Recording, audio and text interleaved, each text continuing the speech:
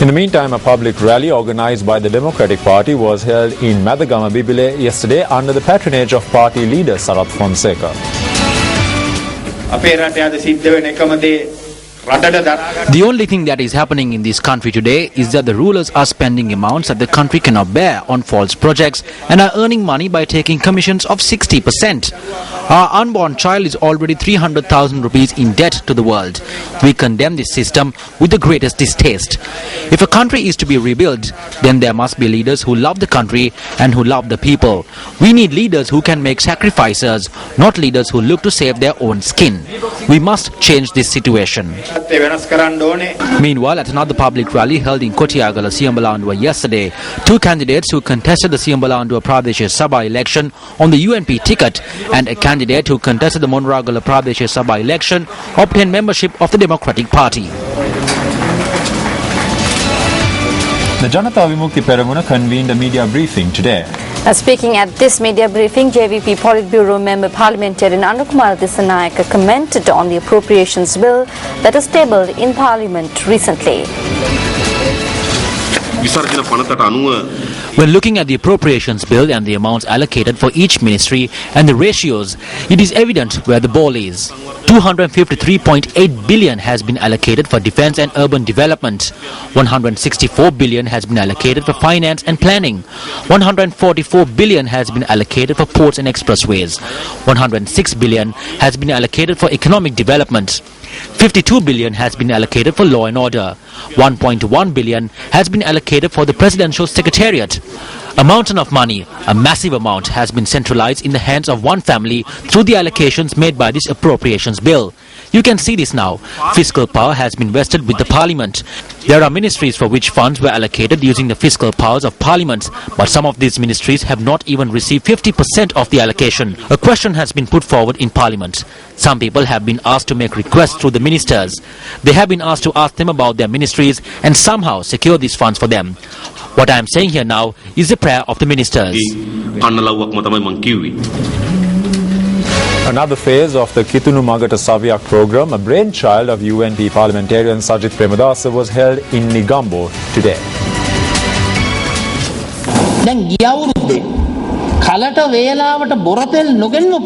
The Sapugaskanda refinery was shut down on 4 occasions last year because crude oil was not supplied at the appropriate time. When the refinery shuts down, they import refined oil from all over the world and take commissions. At this very moment, as I speak, the refinery is only refining a mere 3,000 tons of crude oil. A conspiracy to shut down the oil refinery gifted to us by Dudley Senanayake is underway in this country. This is being done by the crores in the government who hunger after commissions so that they can import refined oil from abroad. Look at the crime that is being committed. At a time when fuel can be provided to our people at a cheap price, they are allocating funds through the treasury to import refined oil and take commissions off that while the country incurs massive losses. So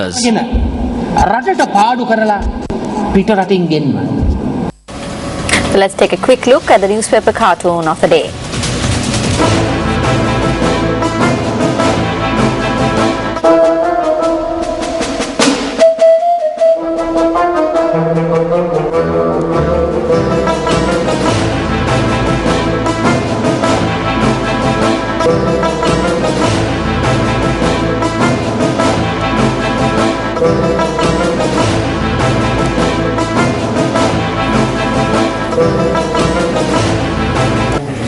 Time now for a short commercial break. Still to come on the news tonight.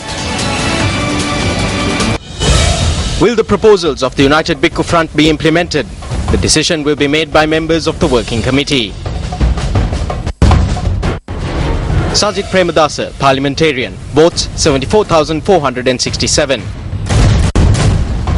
Kayantha Karuna Tilaka, parliamentarian, votes 49,945. Srinath Pereira, Western Provincial Councillor. Anoma Gamage, parliamentarian, National List.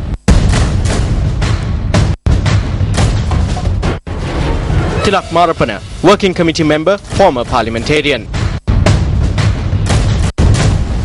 Karunasena Kodituaku, former parliamentarian, defeated at 2010 parliamentary election. CPY Ram, Working Committee Member, Western Provincial Councillor. Sirinal Dimel, Jatika Sevaka Sangamaya. Chandrani Bandara, Parliamentarian, votes 29,884. AJM Muzammil, Mayor of Colombo, defeated at 2010 parliamentary election.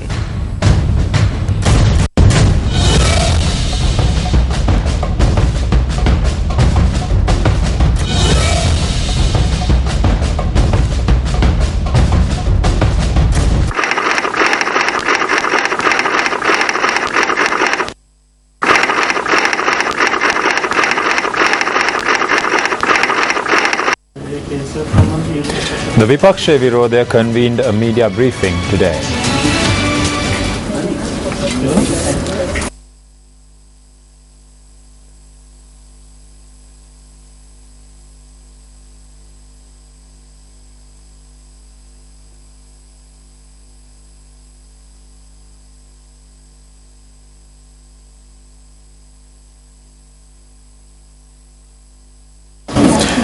A meeting of the Democratic Party supporters was held in the Kaluaripur area in Diulapitia today. The meeting was held under the auspices of the Democratic Party's chief organizer for the Kolonnawa electorate, senior journalist Cecil Kindelpitiya. मित्रों මේ ප්‍රජාතන්ත්‍රවාදී පක්ෂය. My friends, the Democratic Party is not a party based on the politics of promises. The Democratic Party implements principles. This is not for political reasons or to protect certain families, but to ensure the victory of the people. We are very different to the traditional political parties that we have seen in the country thus far. We are different because we are implementing a political program which targets the people. ඒ වෙනස් වෙන්නේ ජනතාව ඉලක්ක කරගත් දේශපාලන වැඩසටහන ක්‍රියාත්මක කරන නිසා. පෞගිය වකවානුවේ තිබ්බා වයඹ මධ්‍යම උතුරු පළාත් සභා මැතිවරණ. In the recent past, we saw the Northwestern, Central and Northern Provincial Council elections being held. A true leader emerged through these elections. I can say without a doubt that it is the Democratic Party that emerged victorious in the Northwestern and Central Provincial Council polls. I believe that the ordinary people living in the Western, Southern and Uva provinces were watching this. I can say with much faith that the Democratic Party led by General Sarath Fonseca will claim a major victory at the coming Provincial Council polls. ප්‍රජාතන්ත්‍රවාදී පක්ෂය අත් කර ගන්නවා කියලා. Up next is a look at the bitter truth.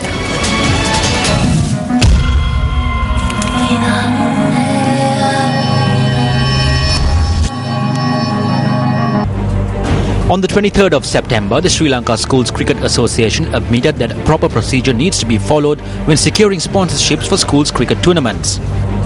The President, Secretary and Treasurer of the Schools Cricket Association, who joined the Inside Sports program on our sister channel Sirasa TV, made a statement before viewers that a tender procedure would be followed when selecting sponsors for schools cricket tournaments.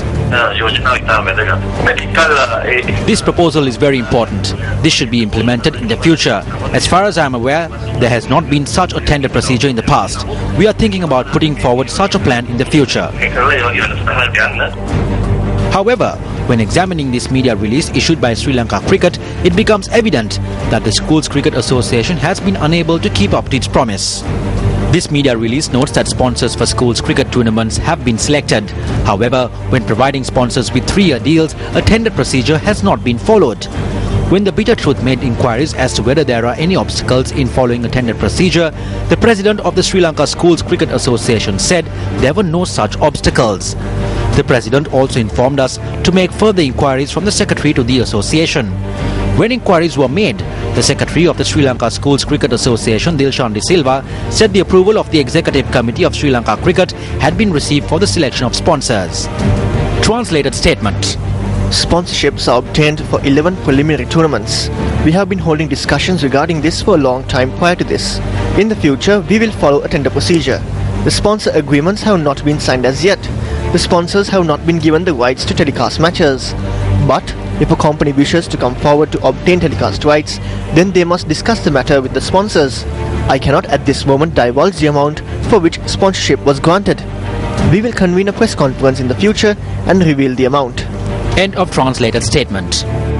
Director of School Sports B.A. Abhiratna says that he was not informed regarding this transaction by the Schools Cricket Association. He also noted that it is compulsory to inform the Ministry of Education when securing sponsorships. Is there an ulterior motive behind the Schools Cricket Association's failure to inform the relevant authorities regarding the granting of sponsorships for 11 tournaments for a period of 3 years? Is it because of the intervention of certain forces with regard to the granting of schools cricket match telecast rights?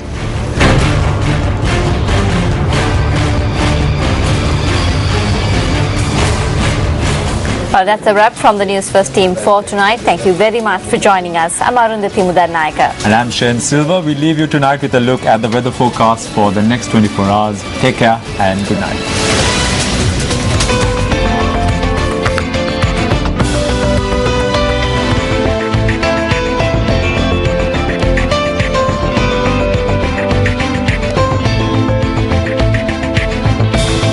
News First at 9. Hotline 0114